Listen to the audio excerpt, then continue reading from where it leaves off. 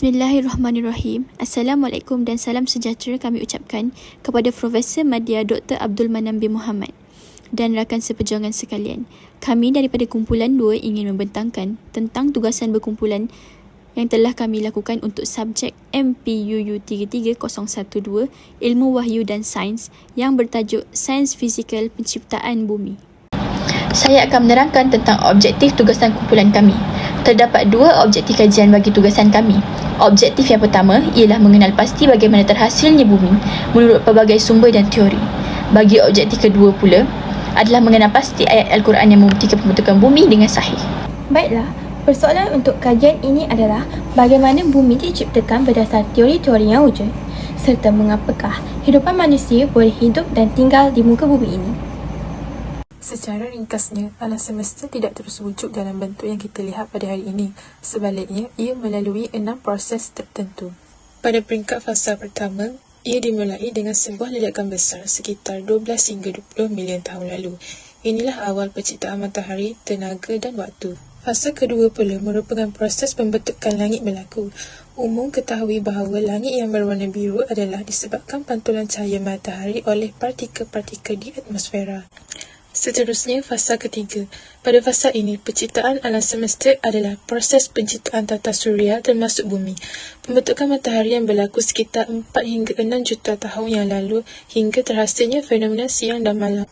Yang berikutnya adalah fasa keempat. Bumi terbentuk daripada debu-debu antara bintang yang dingin mulai menghangat dengan pemanasan daripada cahaya matahari dan pemanasan dari dalam iaitu endogenik dan juga daripada unsur-unsur radioaktif di bawah kerak bumi. Fakta pertama.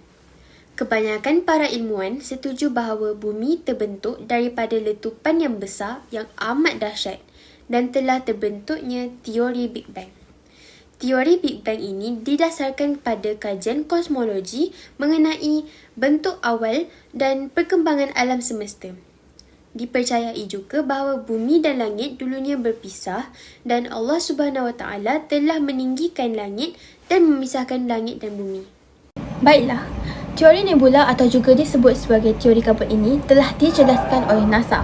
NASA Solar System Exploration menyatakan bahawa sekitar 4.5 miliar tahun lalu, sistem suria hanya bermula daripada gugusan awan dan gas padat yang berupa debu serta bintang. Awan-awan inilah yang berputar perlahan-lahan untuk membentuk gumpalan yang berupa nebula matahari.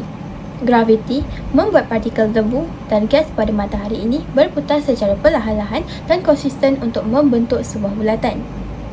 Setelah membentuk bulatan, nebula tersebut semakin lama semakin padat dan membentuk sebuah inti matahari.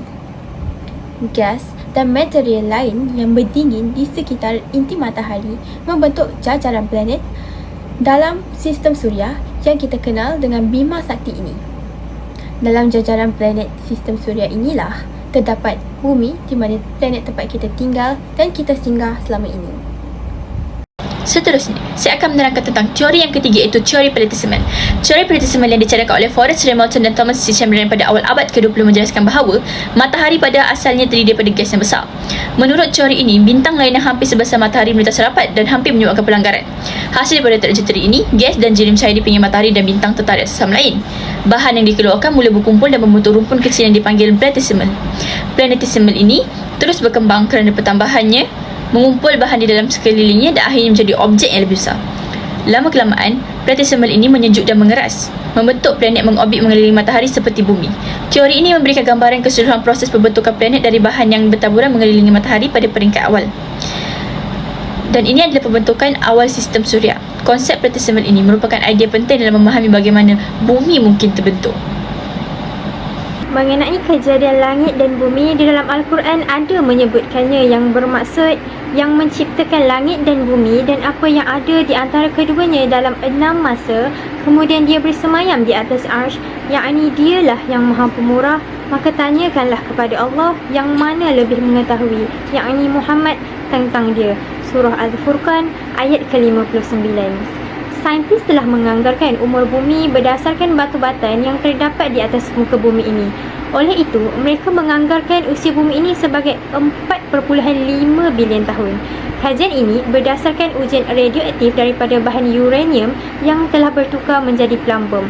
Saintis mengetahui separuh hayat uranium ini lalu melihat kuantiti logam yang masih tertinggal selepas perebutan ini berlaku. Lalu, usia batu tersebut dianggarkan. Berbicara tentang kehidupan hari ini, tidak dapat lari dengan kitab panduan seluruh umat Islam yang sememangnya padat dengan ilmu dan hidayah.